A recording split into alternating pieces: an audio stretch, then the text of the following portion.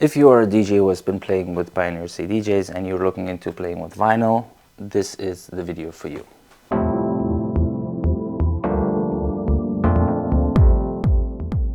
Hey house music heads, this is Habibi Grooves from Berlin House Music, and today we're looking into how to mix vinyl records. So there are a couple of topics that I want to cover with this. The first one is the mechanical aspect of the turntables.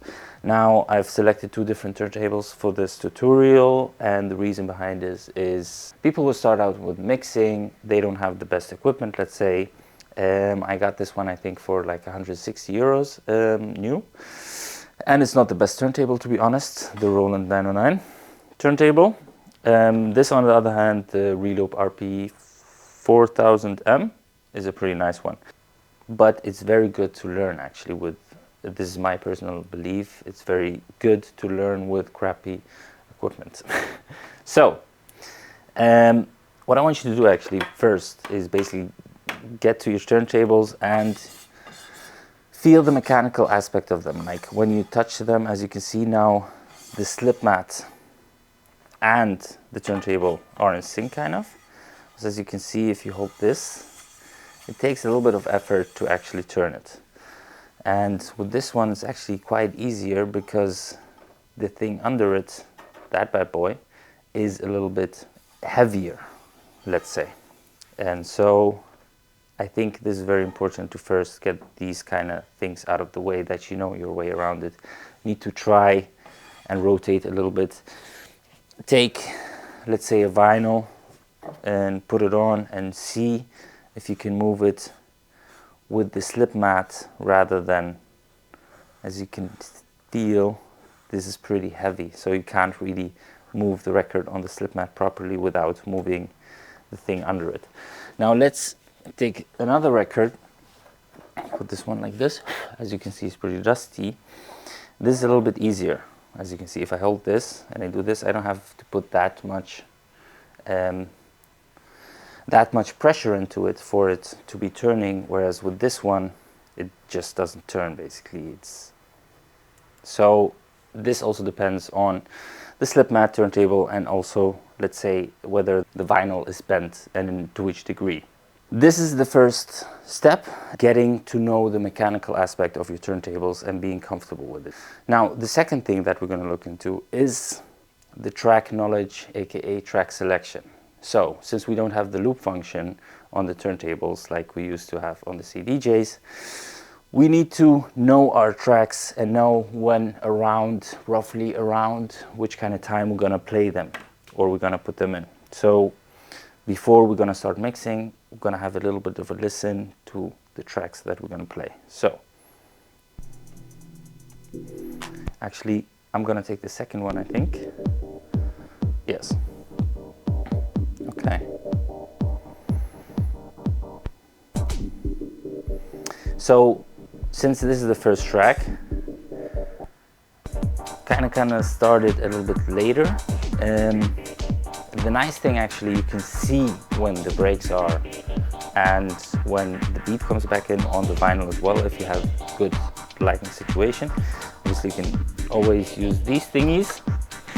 Or what I also do sometimes is use my phone. So I shine my phone just on the other side so I can see basically in the reflection of the light how much or what kind of groove it is. So with this one, I can tell you right here, this is going to be a break. As you can hear, there is no kick. And afterwards, if I look at the vinyl also, the kick's going to continue till the end. So for me, this will be the moment that I'm going to put in the track, this track. I'm just going to skip a little bit forward to see whether the track has any other breaks or whether the kick is going to continue until the end.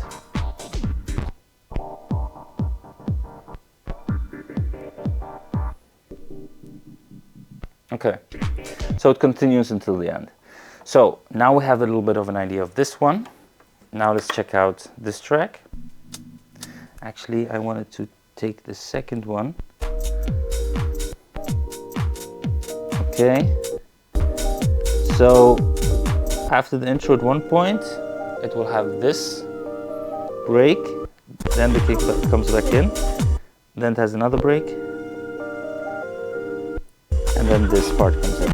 But I think I will use the first section till the first break for the transition, and that should be it.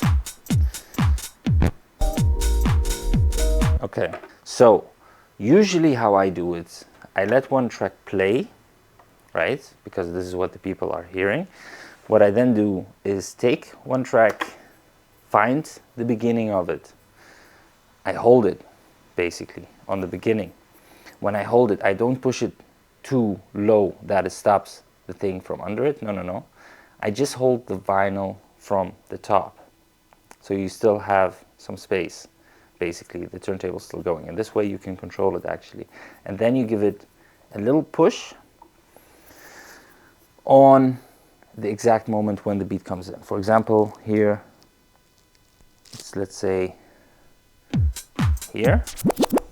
So go back.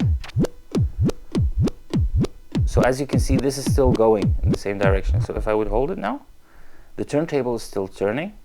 I'm just slightly holding the vinyl in place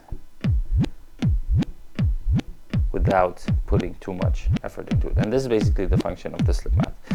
And when I release it, I try to have the same speed as when it's turning. So something like this. All right, so a lot of people also just hold it on the vinyl. I used to hold it on the vinyl, and after a certain point where I got more familiar with it, I started doing it from within the label. This way I don't have, let's say if my hands are a bit more dirty, I don't touch the vinyl with dirty hands. So now that we know this, basically let's say these two tracks are now in the mix and I want to control this one. If I want to make this faster, what I usually do is do this. I already have my hand in place here. If it needs to go slower, I touch it a little bit. As you can hear, I don't touch the vinyl, I touch the actual turntable, the rotating element. So this would be one method. Meantime, obviously you're adjusting the pitch. So one thing that I noticed though, just before recording this, my phone jack of the mixer, as you can see, basically went into the mixer. So we're pretending that we're doing it on cue through the headphones, but we're just doing it through speakers. But I think this is also easier because then you and me hear the same thing. But yes, so now that we know this is the speed, I'm gonna go to the second vinyl and I'm gonna check. So this is the first beat, as you can hear. So now I'm just gonna put it in to determine the speed. Okay. It needs to be way quicker. And the way to make it quicker is with the pitch fader. As you can see, I'm using my finger to keep it around the same speed. Yeah, and I failed because it's too much.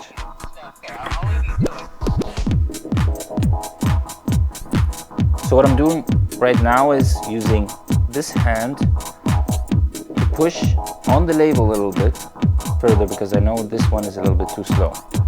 So I do this, and at the same time, I go a little bit quicker on the pitch, but really just a little bit. As you can see, it's not really moving much.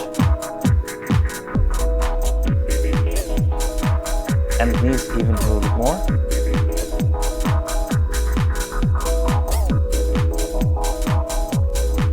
And so this is now good, even though the kick on this one is already gone. But I think this is still acceptable enough, basically. The second method for adjusting the speed, which is also very nice, is basically only playing with the fader. So want to go slower, you go a little bit like this, tap it a little bit slower, and you go back around where we were. I think this is best understood when I demonstrate it let's say with this track. Let's choose another track actually. Okay, this track also has kicks. I don't think it has any breaks. So let's try it with this one. Let's do it a bit louder. Wenn ich jetzt aber eine gediegene Sache und habe ein gediegenes Publikum, also mir geht es schon auch Spannung zu erzeugen. Künstler heißt, man ist mit der Realität nicht zufrieden, hat ein hohes Sehnsuchtspotenzial und versucht eigentlich immer eine Distanz zur Wirklichkeit einzunehmen.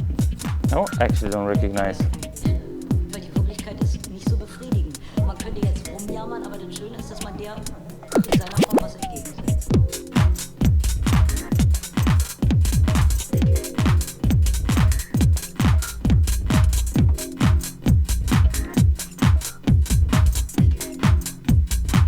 Done. All right, so now that we have done the second one, I'm gonna go a little bit slower on this one, to be honest.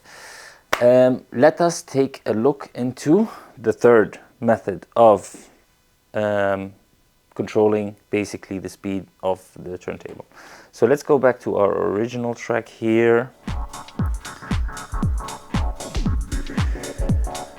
And this track now, what I'm gonna do is basically control it by this pin. So a lot of people do this basically, where you can grab the pin and you can speed it up by turning the pin of this. I don't know if it's called the pin, but as you can hear, you can hear it's going faster. And if I hold it, it's going a lot slower. So this is also a method. And so yeah, I think the feeling, the touch, the mechanical aspect of it is very important, plus knowing your track and then choosing your technique to do it. And by the way, this is also something that I would like to say. When I started playing vinyl records also as gigs, I wasn't that ready. I used to have a bar that I played at, vinyl only set for 4 hours, I think twice a month or one time a month. And that was pretty much a challenge. I only had one bag of vinyls. I didn't have that much vinyl back then, and I would just play intensively for 4 hours, trying to make every transition work. And that is at the end how I actually learned to do it properly. And I think this is also the same thing. It's really practice, practice, practice, practice. And yeah, at one point you get the feeling to it. When you have the feeling, you can do a lot more basically. You will always have those vinyls that are a little bit more bent, let's say, that will jump around and make your life difficult. I have a couple of vinyls like these. But yeah, I hope you enjoyed the video, you got some value out of the video. Please consider subscribing to the channel also. And if you want to see anything specific, also let us know in the comments. And see you in the next round. Peace.